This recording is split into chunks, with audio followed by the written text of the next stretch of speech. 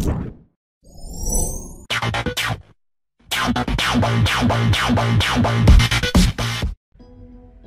sobat trader, selamat pagi. Kali ini kita coba untuk membahas pair euro USD. Seminggu yang lalu, beberapa hari yang lalu ya, tepatnya saya sempat melakukan entry di level ini, kemudian TP di kira-kira di harga 1.2966 ya. Saya scalping di lokasi ya. Oke, sekarang mari kita lihat entry yang saya lakukan, kemudian nanti saya akan jelaskan bagaimana saya entry di posisi tersebut. Ini adalah entry yang saya lakukan. Saya menggunakan time frame M1 dan risk reward 1:10 ya. Sell di bagian atas ya, kurang sekitar 5 pip, kemudian TP sekitar 45-50 pip. Nah, bagaimana saya melakukannya? Oke, mari kita lihat di chart. Ini adalah pair euro USD sebelumnya. Nah, sekarang mari kita lihat. Ya, misalkan kita lihat ketika harga terjadi di posisi ini, ya, ketika area ini terjadi, kita melihat di sini ada satu pola yang membuat higher high yang semakin meninggi ya, lalu kemudian membuat satu lonjakan lagi. Oke, kemudian dia turun sebentar dan kemudian akhirnya membuat satu kenaikan yang lumayan tinggi ya. Kita lihat di sini adalah low, high, higher low, higher high, higher low, higher high. Nah, ketika banyak orang melihat ini adalah satu pola yang kemungkinan akan terjadi uptrend, dan banyak yang berpikiran bahwa ketika harga berbentuk seperti ini, maka yang terjadi adalah asumsinya adalah harga ketika dia turun ke area sini dan kemudian akan naik. Ya, ini adalah mindset atau kebiasaan dari trader yang melihat ini sebagai uptrend. Nah, apa yang dilakukan oleh big player ketika semua orang berpikir seperti ini? Nah, mari kita lihat yang terjadi kemudian adalah ya, yang dilakukan big player kemudian adalah melakukan satu manipulasi market dan ya, resisten yang sempat di break, kemudian harga kembali turun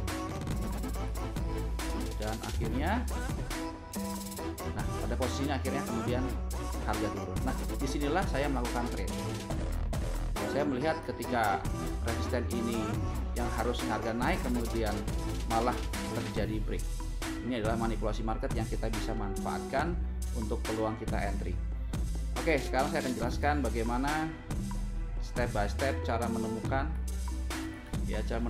area ini dan bagaimana cara kita mengantisipasi manipulasi yang dilakukan oleh big player. Nah, kalau kita lihat ketika ini terjadi, kita melihat di sini ada satu left shoulder di sini. Ya. Left shoulder ini berpotensi akan menjadi satu lokasi di mana kemungkinan kalau harga menyentuh level ini, ya selama area ini ada satu base yang masih fresh, maka area ini akan menjadi satu tahanan kuat seller. Ya, teman-teman bisa zoom di time frame M30 di M15, di sini ada base. Oke, di sini ada base. Oke, kita lihat di time frame M30.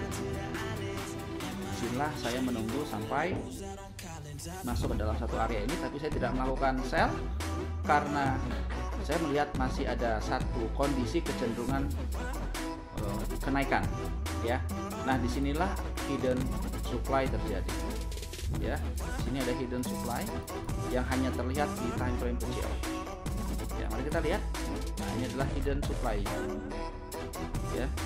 Jadi kita tidak bisa melihat hanya satu time frame saja, tapi kita melihat secara keseluruhan dari time frame yang terjadi. Oke, coba kita lihat yang terjadi kemudian. Oke,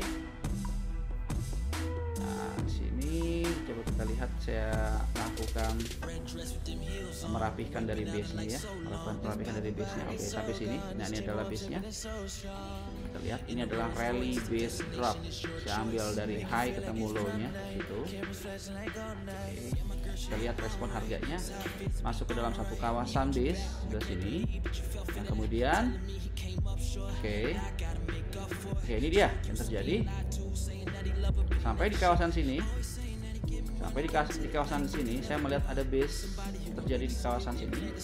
Kemudian ini ada resisten. Nah, ini adalah PA yang terjadi di time frame M30.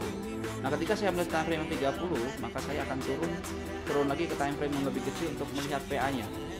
Nah, kemungkinan kalau saya melihat dari gambar ini, maka saya punya mindset akan begini. Ya, dengan target adalah resisten become support di sini. Ya. Nah, sekarang tinggal kita lihat di time frame yang lebih kecil untuk melihat lebih jelas pergerakannya. Nah, di sini jelas sekali, ini jelas banget, ini adalah flag ya, flag penting yang menurut saya penting. Kemudian di break terjadi retest dari sini, dan kemudian adalah membuat satu base baru di sini. Dan di sini juga ada satu FTR shadow. Ya, ada satu FTR shadow di bagian sebelah sini.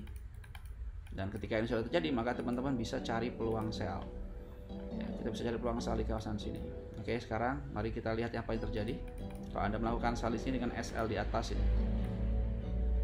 Kita lihat ya. Ini adalah satu konfirmasi PA menggunakan SND price action.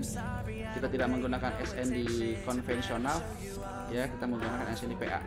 Berbeda dengan SND konvensional yang hanya langsung entry task trade, sedangkan SND PA itu menggunakan konfirmasi harga. Ya, kita menggunakan konfirmasi harga. Sebentar ya guys, sebentar ya. Kita lihat sebelah sini.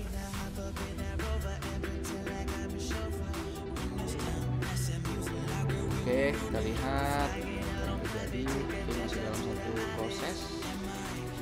Oke, kita lihat.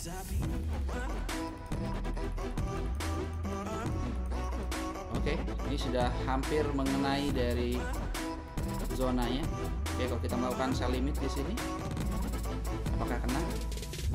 Oke, kena shadow ya, kena shadow. Tapi kita lihat apa yang terjadi kemudian. Kita lihat harga turun, tapi tidak begitu jauh. Ya, tidak begitu jauh. Kemudian retest berikutnya, di retest kedua masuk lebih dalam. Kalau kita menggunakan stop loss di atas masih belum kena. Oke, ini kurang dari 2 pip, masih belum kena. Kita lihat. Oke, retest berikutnya, retest ketiga. Nah, kalau ini retest keempat, kemungkinan akan jebol. Nah, kita lihat apakah yang terjadi dengan retest berikutnya setelah retest ketiga tadi. Retest keempat, oke, retest keempat ternyata drop. Nah, dropnya dari retest yang berikutnya di sini 1, 2, 3, 4 di sini, ini membuat satu decision break, ya.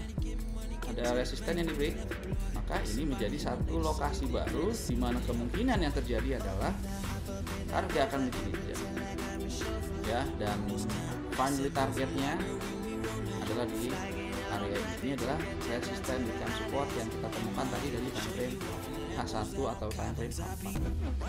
Ya, oke, mari kita lihat yang terjadi kemudian. Ini di harga berapa? Di harga lebih kurang 1.3066.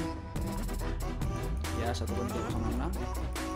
Nah, kemudian terjadi adalah satu penurunan. Oke, kemudian naik lagi. Oke, naik dan